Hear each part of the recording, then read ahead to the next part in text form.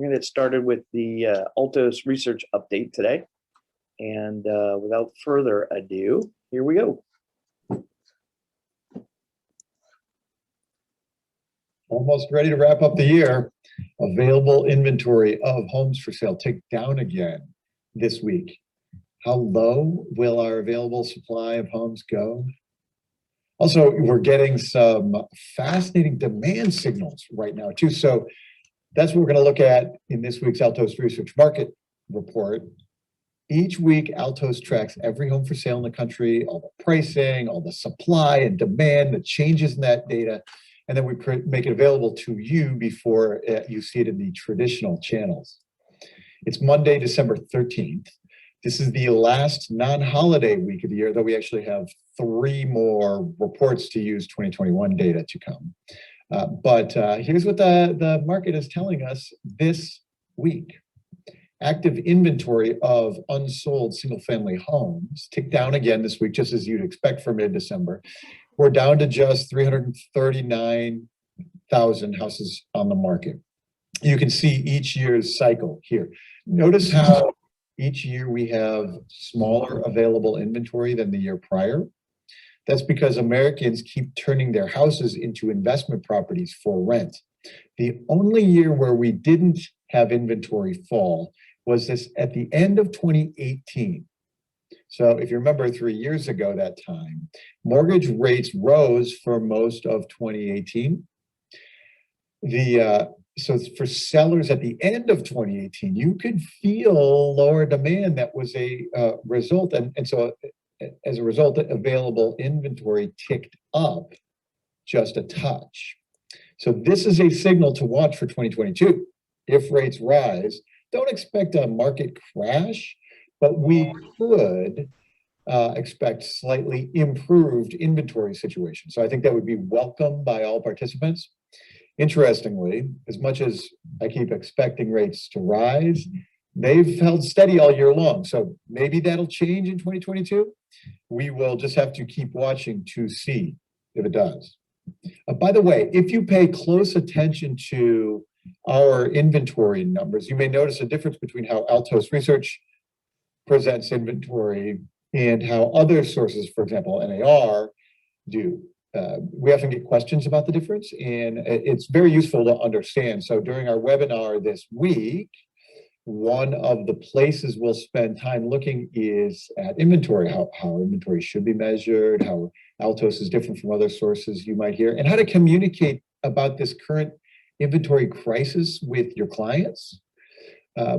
If you have buyers and sellers who need to understand the market, you can join the webinar this Wednesday, December 15th at 10 a.m. Pacific.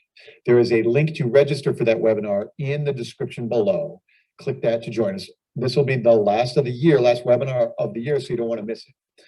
Click that link to register and join us Wednesday, December 15th. New listings this week rebounded from the Thanksgiving week, as you'd expect, but demand, as we measure by our immediate sales tracker, is staying elevated. 21,000 houses, single-family homes, this week got listed and then went into contract essentially immediately. You can see the total volume here ticking down, easing down each week from the annual peak, which is June, July each year. Total volume will keep declining until the second week of January. And then it's going to be fascinating to see how Q1 shapes up with this immediate sales metric. What we can see right now is that there has been no easing of demand anywhere in the data. This is one reason that we are projecting another very competitive spring for buyers. Multiple offers, few contingencies. Until we see some of these leading indicators change, that's the behavior we can expect in the market. For those of us who want an at-a-glance measure to understand supply versus demand, answer, like, how's the market? Altos has our market action index. When you look at an Altos report, you can see the MAR for any zip code in the country. This is how we take supply and demand and present it into one stat like a speedometer. When you look at the MAI chart in your Altos report, you can instantly see two characteristics. How strong is the market? And is that market changing? This week, the MAI for the whole US is at 58. Any reading above 30 means inventory is sufficiently tight for the current demand levels to be called a seller's market. Anything over 30 is a seller's market. At 58, no surprise, inventory is record low, demand is super high. So we're in a strong seller's market across the country. Local markets may vary, so you can look up the MAI for any local market. But what's interesting here is that the MAI has ticked up from last month, meaning the market seems to actually be heating up before the holidays. Normally, before it does normally in like Q1. So that's kind of wild to see happening. We will spend more time with the market action index in the webinar Wednesday, but here's the MAI over time nationally. So to give you some perspective on how crazy it's been. So you can see how our seasonal peak happened in June this year, as it normally does. It was just way hotter than normal. Then we had our late summer, early fall decline, like normal. And then now you can see the weekly reading. So the light colored line here is the weekly reading. And it's started to climb so that the smooth one is also starting to heat up, to curve up before the holidays. So this is just one more data point on a market that is really showing no signs of backing down at all yet. Lots more to cover with the MAI in the webinar Wednesday. Register for that with the link in the description below. Finally, this week, let's look at home prices. The median price of a single family home in the US is unchanged this week at $375,000. Prices have ticked off their peak, as always, have some seasonal patterns, but we're still 10% higher than last year at this time. The median price of the newly listed cohort rebounded this week after the holiday to just under 350,000. So that's the light colored line here. We have one more week before you see the Christmas and New Year's dips. Then in January, this is my favorite metric to watch, the price of the new listings each week. The light colored line here. This is the price of that cohort of properties that hit the market in a given week. So the steepness of this jump in January and February tells us a ton about where home prices are headed for the whole coming year. You can see last spring, this had this big steep jump immediately after New Year's. Anyway, that's coming in a few weeks, and it'll be fun to watch how predictive that is for home price changes for the full year of 2022. You can see so much about next year's market already in the data. None of it is bearish, as far as I can tell. Okay, that's all the data we have time for this week. As I mentioned, register. Okay, guys, what type of market are we in? We're in a dynamic one. Who said that? They win. Who said dynamic? Right here. I love it, Chris. Perfect. That's exactly right. Many of you guys are going to be going to Christmas parties, going to be seeing a lot of friends and family. And the first thing on their mind always is what? Real estate. This is why I'm sharing with you for 2022. You got to get that game plan for video, because there's more television shows coming out. Selling Sunset, Selling Tampa, $1 million listing, flip this house, remodel your family. I don't care what it is. People are hot on real estate right now because real estate is so super red hot. It's white hot right now. And so I want you to make sure that when you're going to these parties, when you're talking to people, when the family members are asking you, that is your chance to plant a seed for them, to share with them how crazy hot this real estate market is going to be, how dynamic it's going to be, how awesome it's going to be in 2022, because it is. And it's going to be your time. Maybe one of the last times. I know I keep saying this, but it's going to stop sooner or later. I'm listening to the message that Mike just gave us. You look at we've had 20% equity in 2 years. In some markets, maybe even more. We'll probably get close to 10 to 15% in our market this year. Now is their time to get their foot in the door, to buy that investment property. People are making a killing on Airbnb right now. You're the link. You need to be the connector for them. And so when they say, Hal, Matt, Nisha, Michelle, Angie, how's the market? You say, man, it's dynamic, right? That's the old Tom Hopkins answer. How's your marriage? It's dynamic. Whether it's good or bad, it's still dynamic. And so seasonality wise, we still got crazy low inventory. Cyclically wise, meaning the cycle in the real estate section of the century, we're still super low in inventory. The demand is off the chain, especially here locally and really in major metropolis California areas. We've got some new inventory for buyers out there. We've got anticipated new inventory hitting the market the second week of January. And for those of you who've been doing real estate for a long period of time, you know, right after Super Bowl, the freaking market goes crazy. It's February, the sunshine is out a little bit, and people are getting ready for springtime. So, you know, you need to plant those seeds. Like now is a dynamic time to buy for buyers. Those agents out there who are touting, oh, REOs are coming and notices a default and the market's going to crash. They don't know what the hell they're talking about, honestly, because there's absolutely zero triggers based on the economy, based on the Case-Shilling Index, based on Goldman Sachs, unless rates go up considerably. And then there may be a little hiccup there. But you know, we are still very, very low as far as demands. And there's no signs that, Mike said, there's no signs that demand is going to back down even at the first or the second quarter. So have those bullet points ready to talk about, and then what does that mean for the client? That's what I want you to wrap it up at. Hey, maybe we should get together and talk about an investment property. Maybe I need to connect you with my lender where you can refinance because you've got so much equity. Now is a great time for you to be saving some money.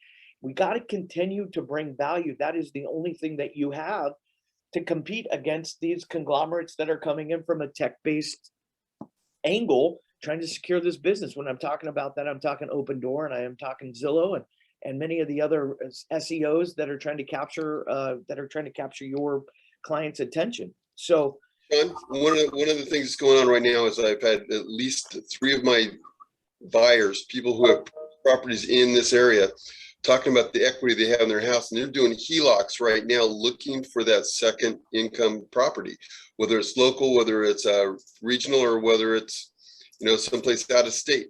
They said, you know, why do we want to just sit on this equity? And I've had 3 different buyers, my clients, who purchased in this area, looking to use their HELOC somewhere else. They would like to keep it local so they can have at least a little bit of information from it, but that's where they are. Right. Perfect, Rich. Thanks for bringing that up, because as far as I just mentioned, and people are buying Airbnbs in other locations, and this is a great time for you guys to be reaching out, networking with either other EXP agents in other states, or, you know, planting seeds with agents who you might want to try and attract. But call them, find out what's happening with the market, let them know how hard our market is, and that you've got clients who are ready to invest if the investment is right.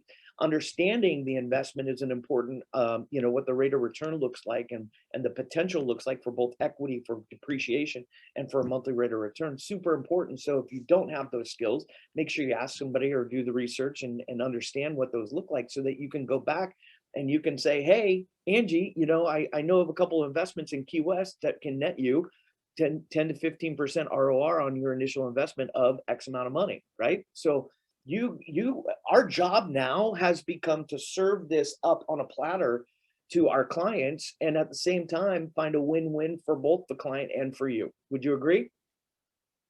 Yeah. Okay. So we've got to get out of this mindset that we've always been in, that we're very hyper local. We are no longer hyper local real estate agents. We can Rich, you sell in Orange County. I sell some property in the Bay Area every now and again.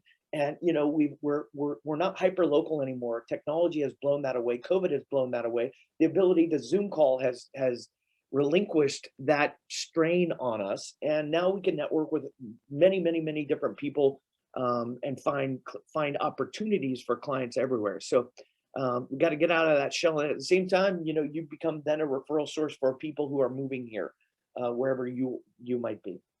All right.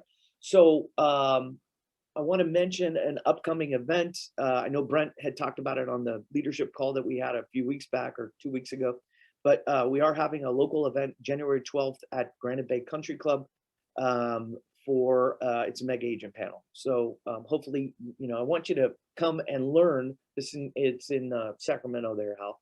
I want you to come and learn and hear what the best practices are, but I also want you to use it as an event to be able to invite agents to. And I know probably the biggest issue, if you will, with EXP is we don't get the office environment. We don't get filled with energy from other people. Listen, Brent puts these events on every week. If you didn't know it, there's a lunch and learn that occurs here in person.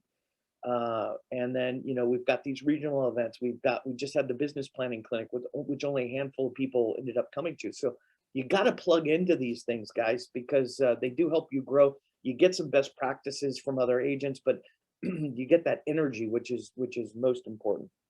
So put that on the calendar. You can go to brentgove.com and get the data for it or get the information for it. Today, anything else you guys want to talk about before we move into today's topic? I have a quick question, Sean. Where can we get any type of class on the new contract and the changes to the contract? They do it every Tuesday in the California room at 9 a.m. There's a contract related class. Are they covering the whole contract though? I thought that was contracts in general, and I might have to sit through weeks of contract to get the new stuff. They've done 2 of them. I know they had a private event with Debbie Penny, and I believe it's recorded and on Workplace, but It's not recorded. It's not recorded? No, she said it won't be recorded because it's Best thing to do technical. Best thing to do is probably to send the ca.broker@exprealty.net a message and ask them when the next contract class is coming. Okay. Might check with your association. I know we have it down here for free. It's offered like weekly. Good point. Good point. Yeah, that I don't. Yeah, I looked. I didn't see anything on PCAR. It may be something that you plant a seed there, Angie, and say, hey, who can somebody teach that class locally? But I'm sure they're going to do another one. I know that they've done 2, or that I've seen 2 cross my Workplace email or announcements. So I just reach out to them and find out when the next class is going to be. Okay, I'll try that. Might call Ken Dick and ask him for a private lesson. Yeah, I mean the new contract went into effect yesterday, right? I don't think it did. It's not uploaded. Are you sure? I'm pretty sure. Yesterday. Yesterday, Hal? Yeah. Yep. Yeah.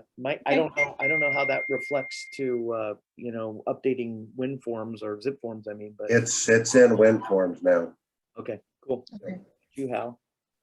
I knew that. Hal's always got the best stuff for tracks. So Teach the class, Hal. There's some pretty interesting changes, but I don't think it's going to be that complicated. I haven't set it on a class yet, but I think when there is one, I'm attending one on the 22nd. So I think just want to kind of hear what the attorney is talking about with the differences and the reasons why the changes were made. But I think you could go through it and do it without the training, but not advisable. But okay, I'm just reading the chat here, and Michelle O'Reilly put in, where do I find info on Lunch and Learn? Okay, that's on brentgove.com and events. And Debbie Penny finished today. You have to go to CAR now, she's saying. So check that out. And do we have Altos app?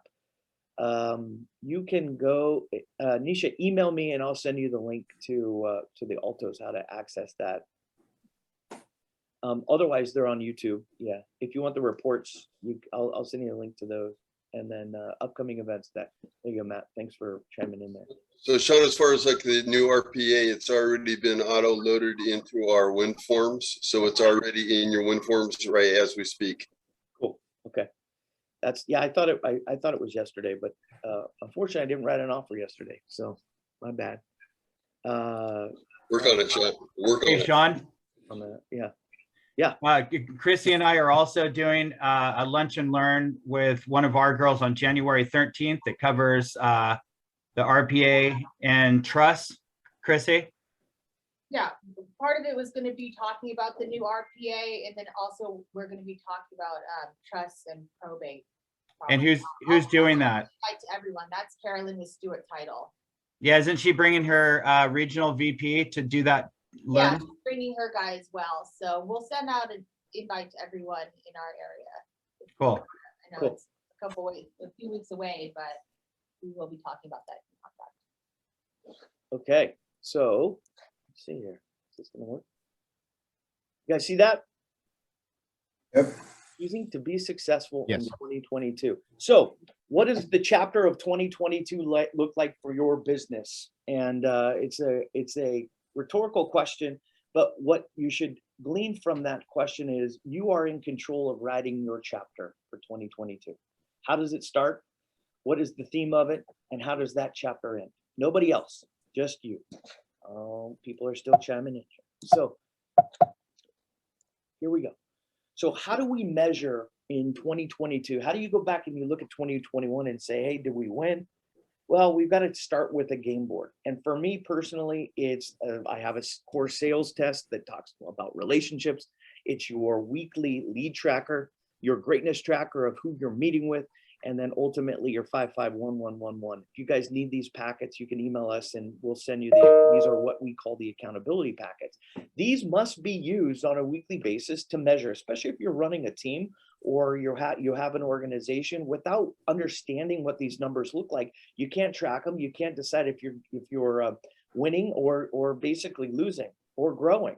And so when we look at the definition, when we look at the characteristics more than definition of choosing to be successful, I've identified about 17 different tactics or playbooks, if you will. And that's really what they are. They're playbooks of how you can choose to be successful in real estate. A lot of people say, man, I don't know what to do. Maybe you woke up today and you go, man, I'm supposed to spend 8 hours in my business, but I don't know what to do. Well, this is where you go back and you start.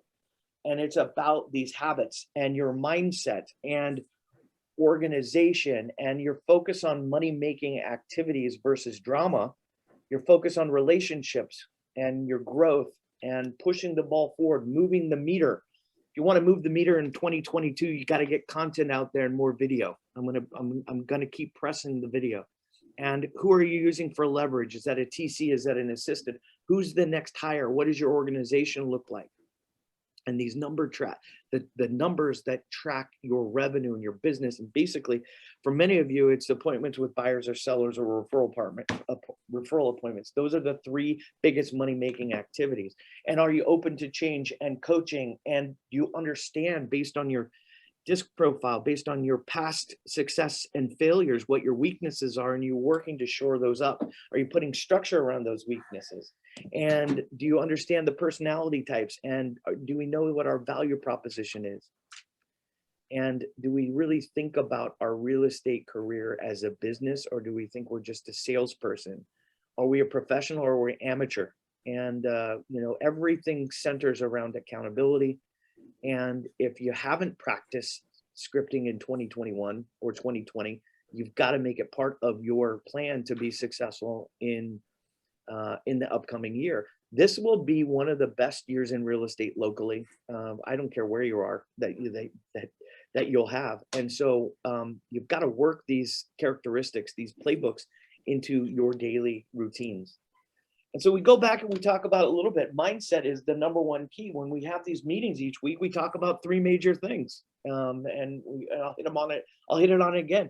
It's mindset, it's market knowledge, and it's sales skills. And so for new agents, the only way for you to compete as a private versus the general, if we're using a military analogy, is for you to understand the market better than your competition.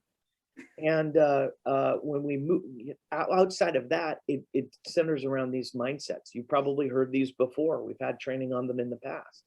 But these are the main characteristics of top producing agents. You're committed to self-mastery. You don't just want the, the initial yellow belt. You're maneuvering towards black belt, and you have the mindset. You're writing the chapter already that says, man, I'm a black belt in real estate. What does that look like for you? You're committed to the 80-20 principle of doing, focusing on the 80% of things that make you business, that propel your business, which in our industry is marketing and lead generation and building relationships and being influential and sales skills. You're focusing on mastering your top priorities, which should be at this point in your career, some sort of lead lever. And we're moving from entrepreneurial. What does entrepreneurial mean?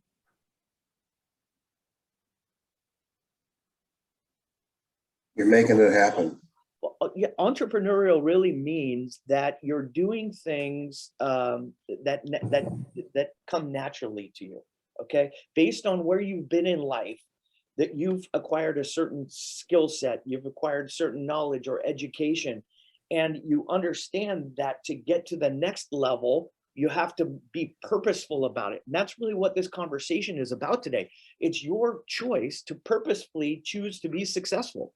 And so if I said, Hal, you're doing 40 deals a year, or you're doing $10 million and you've done that for the past 3 years, you have to be purposeful about that growth in saying, hey, I want to move from doing X amount to Y amount. And that is really breaking through the ceiling of achievement in growth. Okay. And then number 4, you have to be learning based, the foundation of your action plan. This is the biggest issue with most top producing agents that plateau. They stop growing, they stop learning, and they're focused every day on the activities that perpetuate their business instead of grow their business. And so it's tough to get typically from a behavioral assessment, it's tough to get top producing agents to come to training events because they have this ego that says, oh man, I think I know it all. There's nothing else that I can learn. But learning the same thing over and over and over and over creates mastery.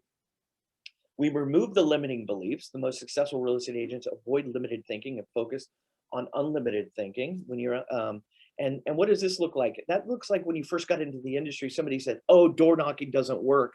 You adopted that as a limiting belief. It doesn't work for them, right, Rich? Rich is like the king of door knocking. So, but how many times would you have heard that? I've heard that numerous times. Man, that doesn't work. Open houses, that doesn't work. Whatever. No, we've got to remove those limiting beliefs and create an action plan for ourselves that equals success. And ultimately, we have to be accountable to yourself, to your family, to your coach, to your pocketbook. You know, if you look at your pocketbook and you're scrambling there from a survivability mode, it typically means the activities, the actions haven't equated to the point to adding more money into your pocketbook. So these are the 6 personal perspectives, what you find from the MREA of people who choose to be successful, who are rocking it. Next. So when you look at people who have been successful, what you typically do is you follow some kind of a model. So you look at people in the past, in high school, college athletics, people in other career sources, and you say, what the hell are they doing that perpetuates their success? And then you ask yourself, why are people successful? And then there's a question in mindset versus mindset. People are chiming in here. Mindset versus tactical coach. So what does it take to be successful? Everybody says they want to make money. Everybody says they want to win. But when it comes to action, people fail. This is why so many mindset gurus and coaches make so much money, because the people come there and they get an initial dopamine. You go to a Tony Robbins event, you go to a Grant Cardone event, I don't care who it is, you get this initial dopamine. I'm going to do this. This is great. I can do it. And then what happens? What happens, guys? Old habits come in and there's no action. Your key to being successful in 2022 or growing your business by 20% or 10% or 30% or 50% or 100% is predicated on one thing, and that's your actions. Okay? Nobody can motivate you into success. What people can do is they can provide an education and an environment that breed success. But when it comes to action, it's on you. So this is why most people fail. This is why we have a 3% success rate in our industry after 4 years. 3%, guys, 97% of agents fail after 36 months in the industry. It's because there's no action here, okay? So what we were going to talk about today, how do we make these leaps when we're plateaued? How do we overcome this typical programming of life? And I'll tell you right now, if you're comfortable, get uncomfortable in 2022. Your ability to scale your business and to grow and to do something amazing is predicated on one thing. That's your ability to get outside of your comfort zone. And that's in everything in life, not just in business. To be honest with you, you want to be great, you got to be uncomfortable first, overcoming that internal programming. And so again, we go back and we have this form of clarity, and we look at other people who have accomplished what we want to be, what we want to do, and we follow that model. You may find the following. Some people haven't, some of the best real estate agents that I've ever met, when I say best, I mean customer service oriented, I mean large books of business, I mean they're saving money. To be honest with you, they're not very bright. They're not very talented. Some of them haven't even graduated high school. That's why they've got into the sales world. Some of them are ex-criminals. That's why they've gotten into the sales world. Hopefully they're not financial related crimes, but you understand what I'm saying.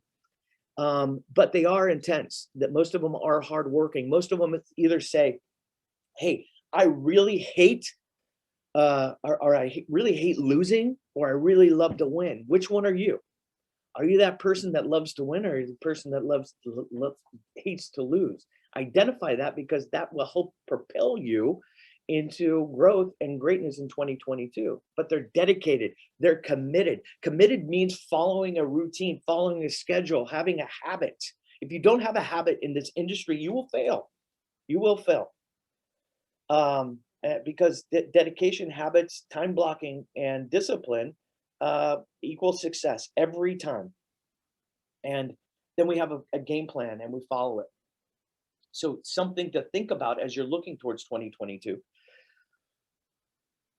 If we had 20% growth over 5 years, we would double our business in 5 years. Are you going to be in this industry in 5 years? Most of you probably yes. And so when we talk about growth, our growth in our industry equals going back and breaking through that E to P. Man, I've got to get 20% growth, which is only identified if you have a game board. What does that look like for you? Is that GCI? Is that volume? Is that units? Is it 20% growth of the database? That's where I would start for most of you. But we've got to have this growth, because as the market continues to fluctuate moving forward, or as people continue to fluctuate in and out of your database, we are in control of one thing, and that's the relationships that we foster in and maneuver into our internal core advocates, okay, core advocates in our database. So if I talked about relationships, you know, the main question is, how many do you have? And what are you doing to foster those new relationships and to connect and have fun and to show people that you care about them? And that needs to be part of the game plan for 2020. So clarity, this is an emotional decision. And yes, it's therapy. Yes, it's mindset. Yes, we're talking about serious topics, because the main thing that prohibit people from success in this industry is two things. It's their mindset. Okay, we talked, I wrote down here as I was preparing for this, it's an old bold, for those of you who are at Keller Williams, it's an old bold saying, which is your sales eavesdrop on your thoughts. What does that mean? For somebody who's taken bold, what does your sales eavesdrop on your thoughts mean?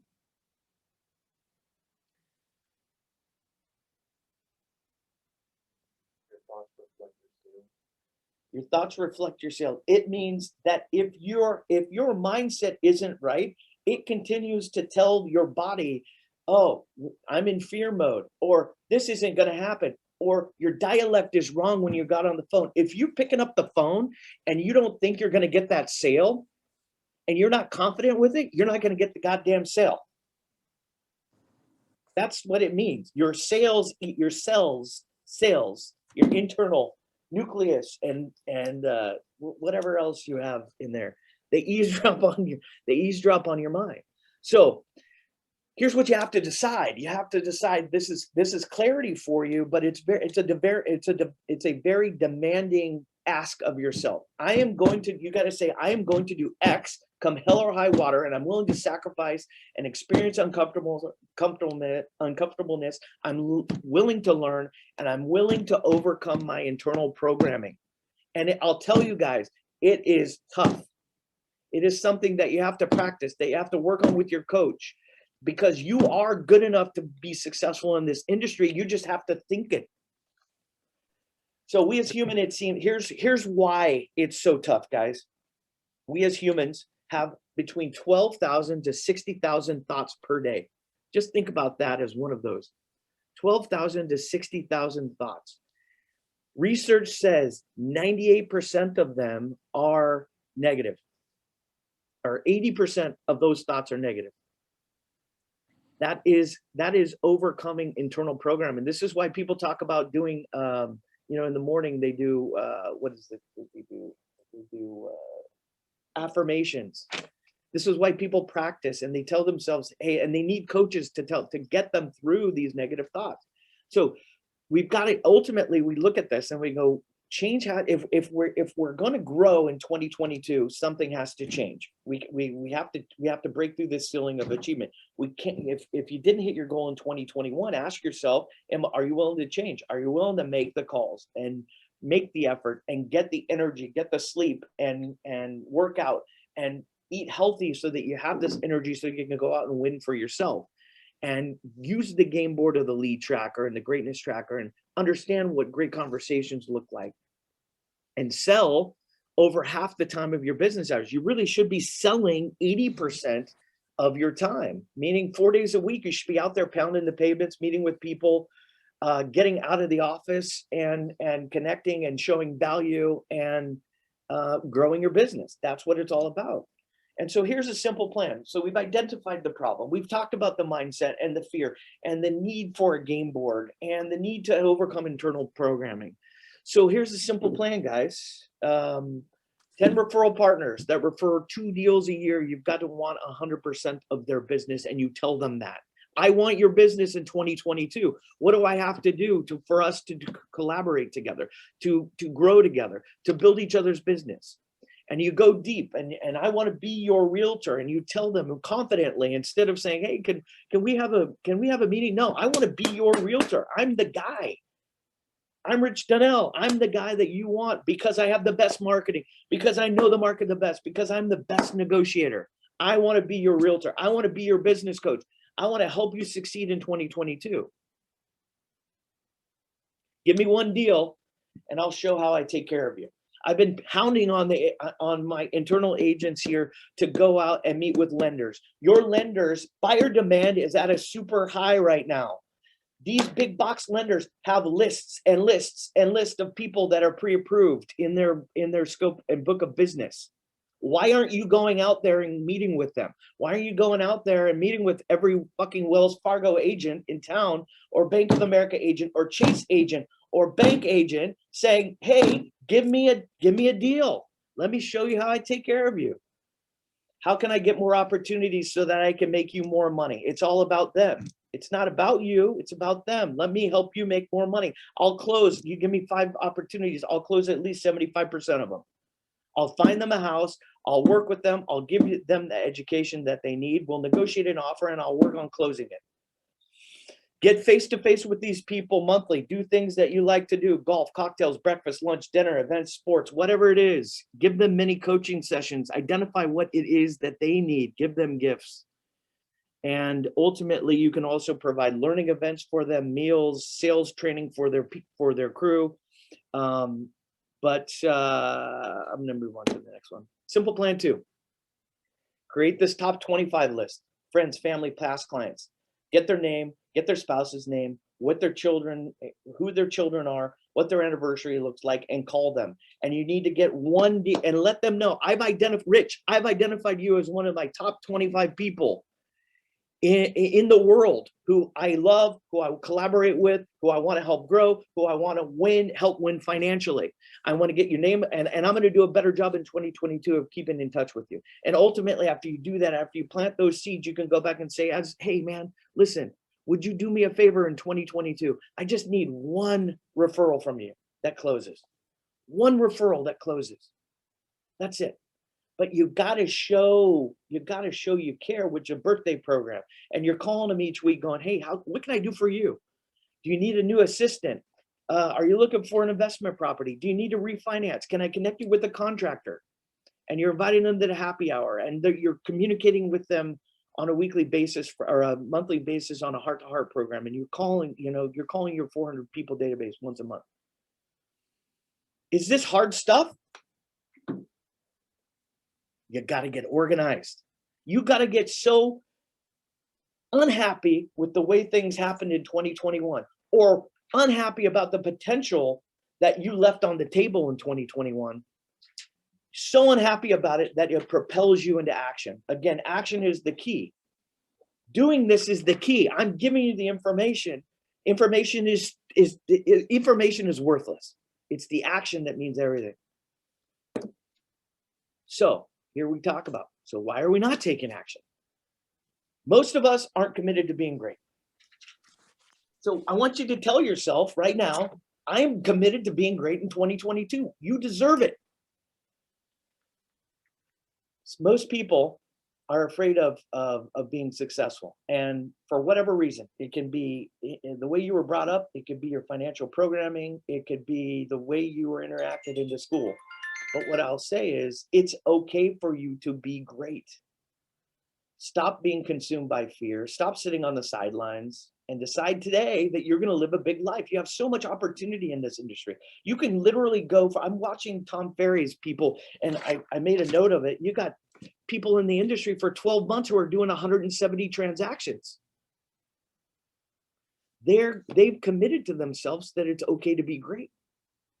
You got other agents, 2 years doing 500 transactions. So what does that tell you about our industry? It has nothing to do with market knowledge. It has nothing to do with how to write a contract. It has to do with getting organized, choosing to be great, and going out and taking action. So why? Being a fear. Let's talk about fear for a minute. Being a failure, not being liked, being embarrassed, trying and failing. This is one of the biggest issues with our schools today, I think, is that they don't tell you that it's okay to fail. I'll share with you right now, I think of myself as moderately successful. I got a long ways to go to success. But if I would have not have failed my way forward and been okay with it, I wouldn't be where I am today. So we've got to be okay with failing on a routine basis. And then comfort. Comfort is killing us. What you'll find is when you mastermind with agents, now I'm talking to you agents who have had moderate success or very high success in this industry. The comfortableness is killing your ability to be great. What you'll find when you, again, going back, when you find that you mastermind with agents, about $10 million is that comfort level. 10 million, $250,000, everything is comfortable, the bills are paid, but that's not getting you to your dream. I'll tell you what, $250,000 in this industry is not getting you to your retirement goal either. You have so much potential out there and so much ability to grow big teams and influence people that get out of the comfort zone. Put the gas pedal to the metal in 2022. Being a failure is much scarier, or what did we have here? It's much scarier to be a failure than it is to be somebody who's rocking the world. Oh, sorry. So here's the analogy, right? You take your left hand and you go, man, this is my biggest fear. When you close your eyes, I've been through the recession, guys. I've seen agents getting their cars repoed and going through divorces and getting arrested and filing bankruptcy. And you close your eye and not being able to feed their kids. So you close your eyes and you go, man, I've got foreclosure or repos or my spouse is going to leave me or my kid's not going to get the greatest education, my biggest fear. And you take the other hand and you go, well, shit, I'm going to call 100 people that may not like me, that may not want to do business with me, that hate me. Which is more uncomfortable? Which is more uncomfortable? This huge fear or not taking action because of people that are strangers have your money right now. You need to go get it. In 2022, you need to go get it. So how do we implement this plan? What do we do? Money, when you think about making money, it does become an emotional decision. I learned that during Bold from Diana Kokoska. Okay. Money is making big money is an emotional decision. Making small money is a tactical decision. I have to go to work every day to make X amount of dollars to pay for my survivability. Making big money says, man, I'm going to do whatever it takes. I'm committed. I'm dedicated. My goal pulls my actions out of me. Talking to 5 people a day. I know we have this great thing called the 5-5-1-1-1-1. I'm telling you right now, 5 people a day isn't enough. It's not enough for you to be great. You got to supersize that. You got to, Grant Cardone talks about the 10X. 10X, man, 50 people a day. Will that get you successful? If you talk to 50 people a day in 2022, what do you think your business would be like? So what's more important? This huge fear of getting the rejection or not choosing to be great, not living up to your full potential. Not doing that is internal treason. It's treasonous. And I know I'm getting emotional, and I hope I'm connecting with some of you, because it's goddamn time that you get off your horse and get to work. Okay, 5 reasons people should do business with you. So this is why, this is your value proposition. Outside of real estate, outside of your license. Your license is the only reason that you can sell real estate. It's not the reason that you're going to be a great agent. It's not the reason you're going to be a great person, business person. So you got to say, man, I'm great with money. I can be the connector for a financial planner, CPA. I'm a wonderful teacher. I understand the market. I'm a great negotiator, and I can connect people. These are what people want. These are what buyer and sellers want from you, and they're what referral partners want from you. I'm not talking list price versus sales price. I'm not talking the best marketing. I'm talking 5 real reasons people would want to do business with you because of who you are. So you got to go out, you've got to acquire new relationships. You got to cater to the current ones, and that will equal counting the money at the end of 22. So we decide to play the game big. Right now, you got to say, man, I'm going to play the big game. I want the ball in, with 25 seconds left on the board, I want the ball, I want to score.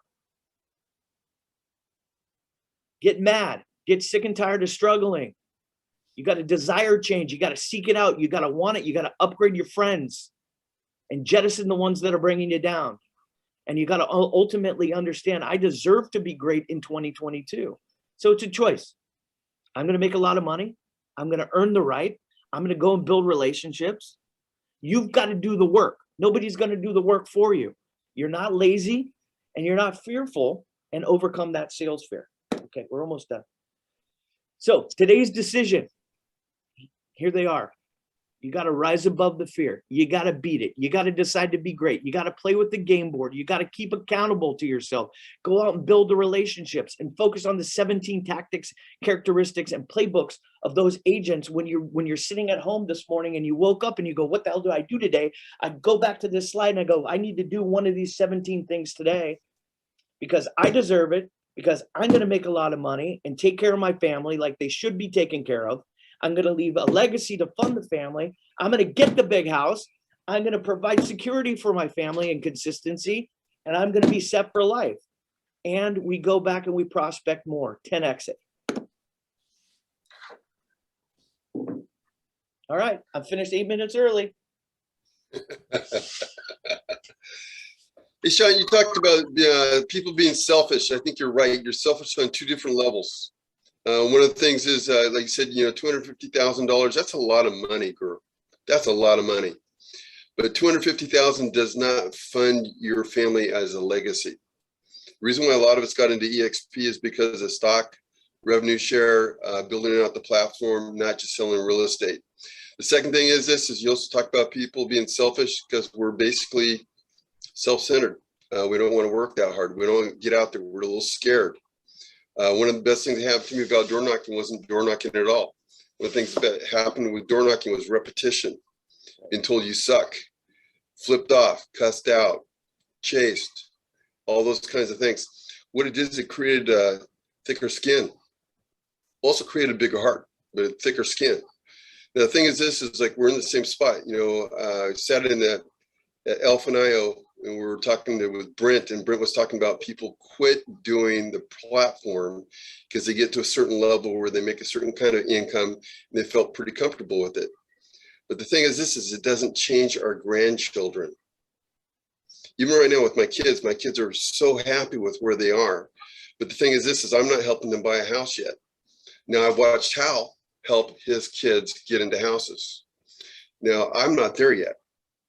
But you know, that's one of my goals. I've watched Brent help other people do a lot in business and a lot in different conferences. You know, I'm not there yet. You know, those are things I want. Those are things I want to work into my business plan.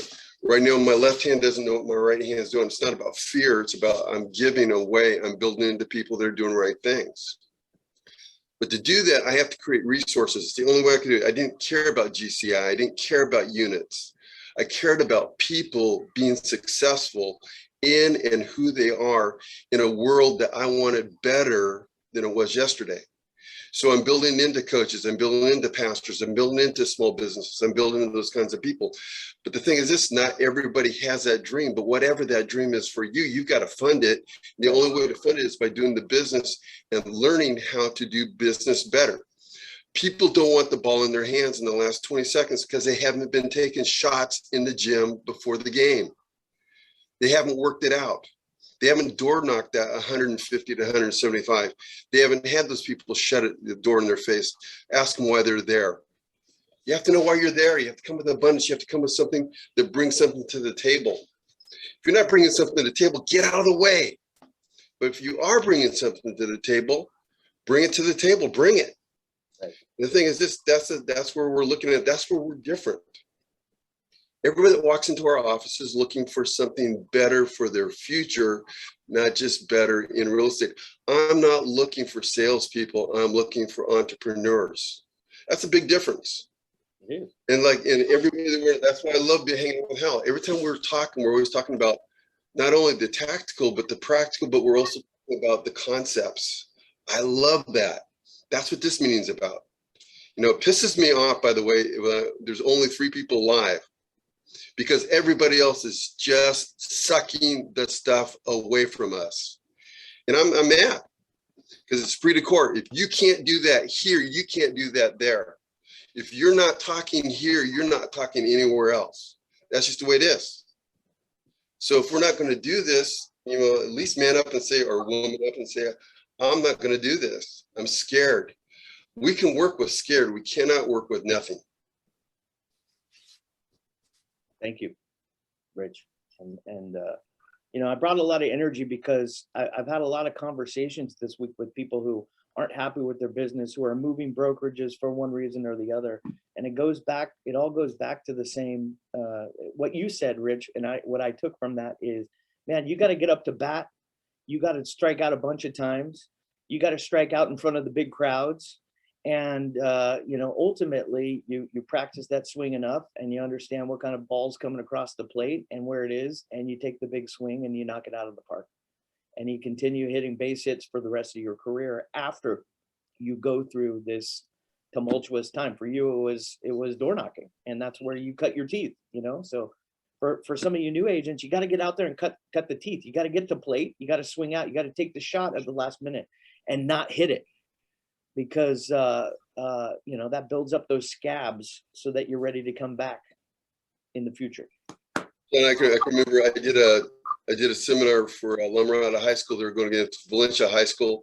The girl that was pitching for Valencia High School ended up being the #1 strikeout leader in the NCAA when she pitched for Cal. The first thing we did is learn how to sprint to the back of the dugout after they struck out. And they said, well, I don't get it. So you want to hurry up and get in line quick enough so you can be the one that works your way up to be the person where the ball hits the bat. You're going to win the game 1-0. But the first thing we did is we started with the you know, this is where you're going to fail. This girl's good for a reason.